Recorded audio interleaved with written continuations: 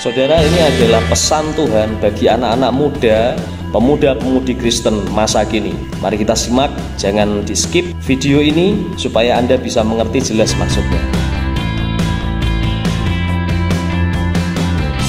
Shalom kawan-kawan, perkenalkan saya Lazarus Rinto, saya Gembala Gereja GKI Kota Beriman. Ini adalah pesan Tuhan untuk anak-anak muda Kristen, tentu saja para pemuda-pemudi Kristen. Langsung saja kita cek, kita buka di Injil Yohanes kawan-kawan. Yohanes 1 ayat yang ke-23. Jawabnya, "Akulah suara orang yang berseru-seru di padang gurun, luruskanlah jalan Tuhan." Waktu itu beberapa orang mendatangi Yohanes Pembaptis dan kemudian bertanya padanya, "Kamu siapa? Apakah kamu Mesias? Ataukah kamu Elia? Ataukah kamu Nabi yang akan datang?" Dan semua itu bukanlah Yohanes Pembaptis. Lalu dia menyebutkan dirinya sebagai, "Akulah suara orang yang berseru-seru di padang gurun," seperti yang ditulis oleh kitab Yesaya, dikatakan begitu. Nah kawan-kawan, coba perhatikan, pada saat itu Yesus belum menyatakan dirinya untuk pelayanan. Kemudian Yohanes sudah pelayanan sebelum itu.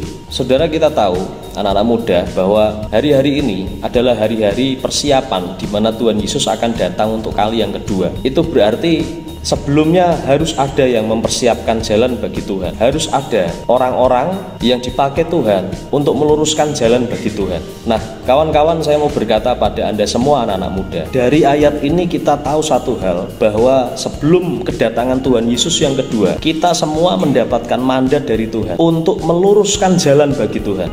Itu adalah mandat dari Tuhan, itu adalah pesan dari Tuhan, itu adalah tugas dari Tuhan. Itu adalah sebuah misi yang Tuhan titipkan pada kita semua anak-anak muda.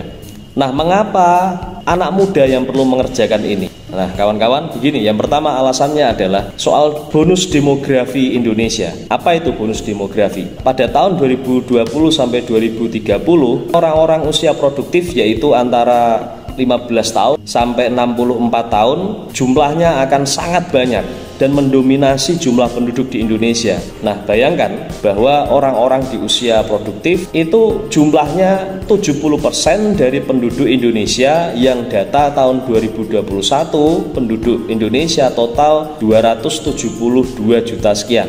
Kalau di total 70%-nya adalah sekitar 189 juta, atau katakanlah ada 190 juta orang. Nah, bayangkan anak-anak muda, Anda akan punya kapasitas untuk bicara kepada 190 juta orang Indonesia. Dan mereka semua adalah orang-orang di usia yang masih bisa relevan untuk bicara dengan Anda. Itu sebabnya saya bicara hari ini bahwa ini adalah mandat Tuhan untuk kita, supaya kita semua anak-anak Tuhan, pemuda-pemudi Kristen di usia produktif tentu saja, terutama pemuda-pemudinya, Anda mesti bicara, Anda mesti tahu bahwa ada mandat khusus dari Tuhan. Andalah yang diberi tongkat mandat itu untuk meluruskan jalan bagi Tuhan. Karena Anda adalah generasi yang paling bisa dipakai Tuhan, diharapkan Tuhan untuk mencerahkan, untuk memberkati, untuk mempertobatkan, untuk meluruskan jalannya 190 juta orang itu. Jadi ada 190 juta orang yang mungkin bisa Anda pertobatkan lewat pelayanan Anda. Nah, mengapa kita lakukan itu? Selain daripada bonus demografi, kita buka sebuah ayat di Yesaya yang tadi disinggung oleh Yohanes. Yesaya 40, coba perhatikan. Dikatakan demikian, "Ada suara yang berseru-seru, persiapkanlah di padang gurun jalan untuk Tuhan. Luruskanlah di padang belantara jalan raya bagi Allah kita. Setiap lembah harus ditutup dan setiap gunung dan bukit diratakan." Saudara, dikatakan di sana kita harus mempersiapkan jalan, meluruskan jalan bagi Tuhan. Kenapa? Ayat yang keempat dikatakan, Yesaya 40 ayat yang keempat, setiap lembah harus ditutup. Apa yang dimaksud lembah? Begini kawan-kawan, lembah itu adalah lembah kebodohan. Hari-hari ini saya sendiri melihat bahwa ada begitu banyak, bukan cuma orang Kristen, tapi ada begitu banyak orang tersesat dalam sebuah lembah kebodohan. Ini bukan sekedar kebodohan dalam arti sekolahnya bodoh, bukan begitu. Tapi ini adalah sebuah lembah kebodohan karena tidak mengenal Tuhan. Ingat, dalam Alkitab yang lain dikatakan bahwa orang yang tidak mengenal Tuhan itu adalah kebodohan, saudara. Nah, generasi ini dekat dengan yang namanya kebodohan karena tidak mengenal Tuhan. Artinya ini adalah generasi yang ada dalam lembah, dan lembah kebodohan itu harus ditutup. Lembah kebodohan apa itu? Contoh, saudara, generasi ini banyak sekali orang yang nggak ngerti firman. Ya, sangat banyak. Ada banyak anak muda yang bahkan mengabaikan firman Tuhan, nggak pernah baca Alkitab, bawa Alkitab saja malu, merasa Alkitab itu konyol, merasa nggak penting sama sekali firman Tuhan. Nah, efeknya apa sih?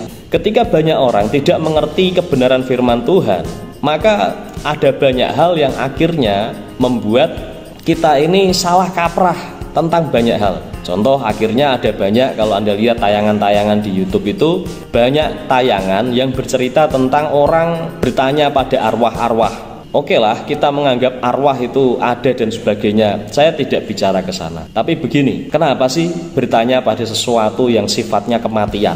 Padahal Tuhan itu adalah Tuhan yang hidup, saudara. Dia bisa diajak bicara, dia sangat hidup. Dan orang karena nggak ngerti firman, bertanya pada arwah, bertanya pada dukun, dan lain sebagainya. Saya ingat beberapa waktu yang lalu, waktu saya pelayanan di sekolah SMA. Nah, saya karena dekat dengan beberapa dari siswa-siswa itu, beberapa mereka cerita ada temennya yang pergi ke dukun. Anak-anak muda nih, anak-anak SMA pergi ke dukun. Waktu saya tanya lebih lanjut, kenapa ke dukun? Ternyata mereka ke dukun itu mau minta supaya dikasih jalan keluar soal keuangan. Masih SMA, untuk hal keuangan sudah nggak punya harapan di dalam Tuhan, larinya ke dukun. Dukun itu ujung-ujungnya apa? Ya setan, saudara. Dan hari-hari ini setan lebih populer daripada Tuhan, kayaknya begitu di kalangan orang pada umumnya, di kalangan anak-anak muda. Nah, bayangkan, ini kan betapa dunia sedang tidak kenal Tuhan, betapa dunia sedang dalam lembah, dan lembah itu harus ditutup. Beberapa waktu yang lalu saya mulai coba lihat video yang disodorkan teman saya.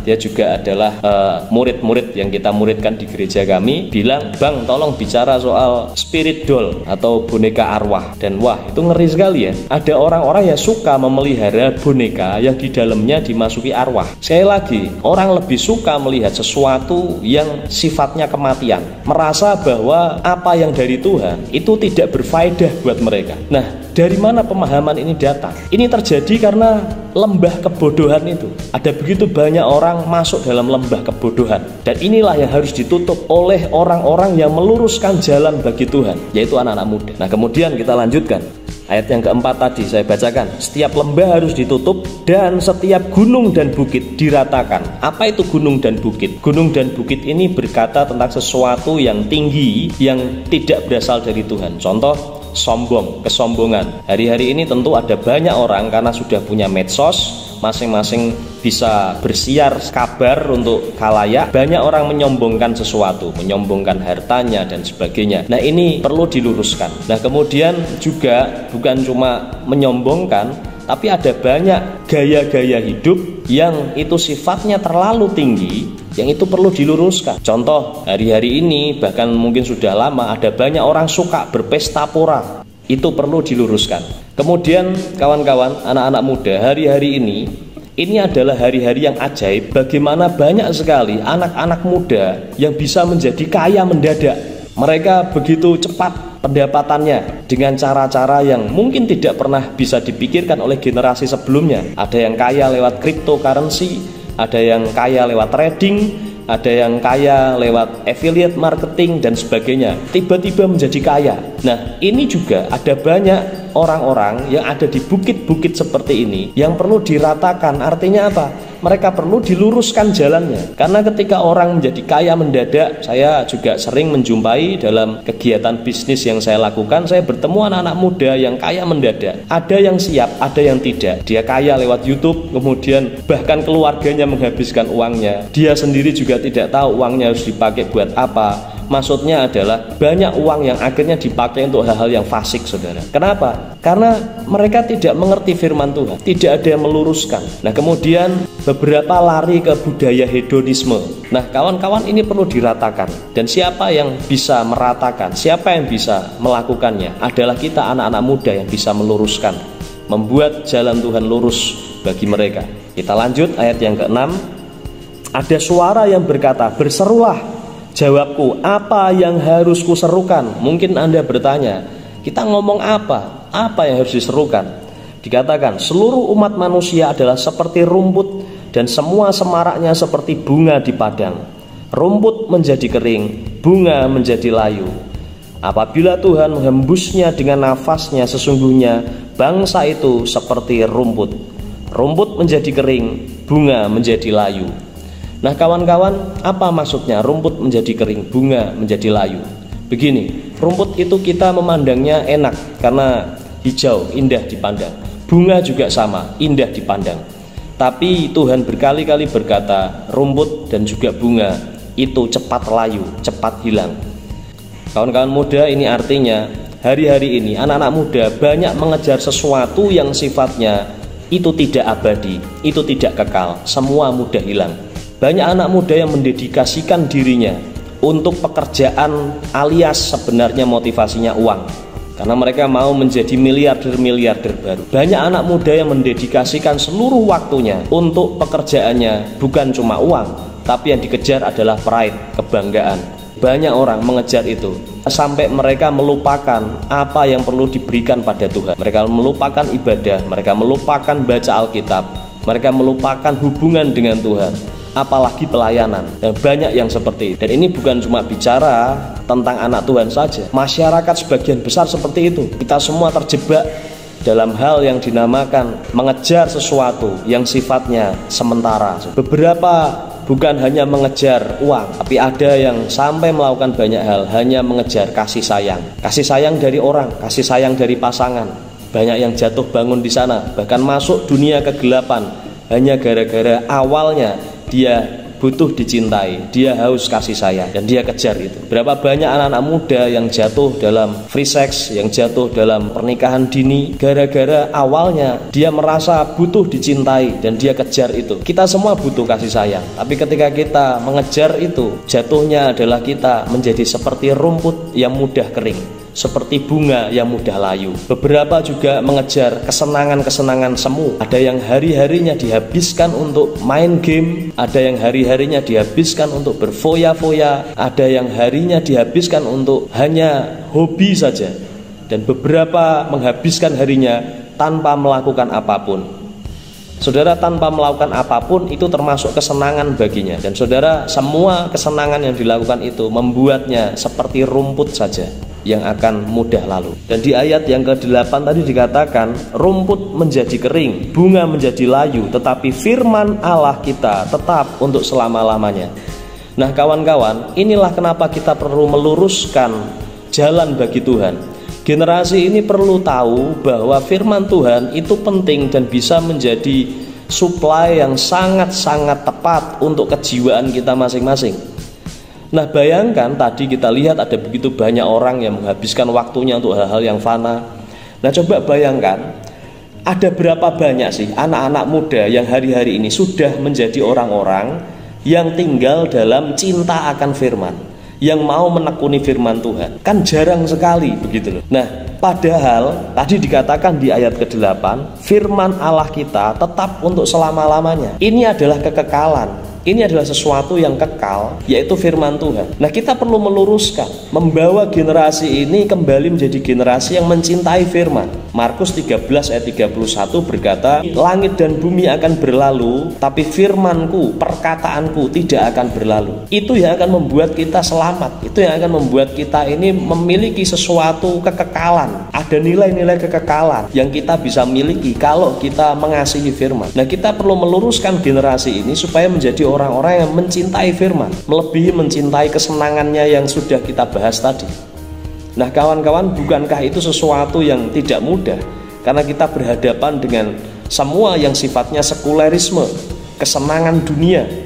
Dan ini kenapa saya berkata ini penting dilakukan oleh semua generasi muda, pemuda-pemudi Kristen.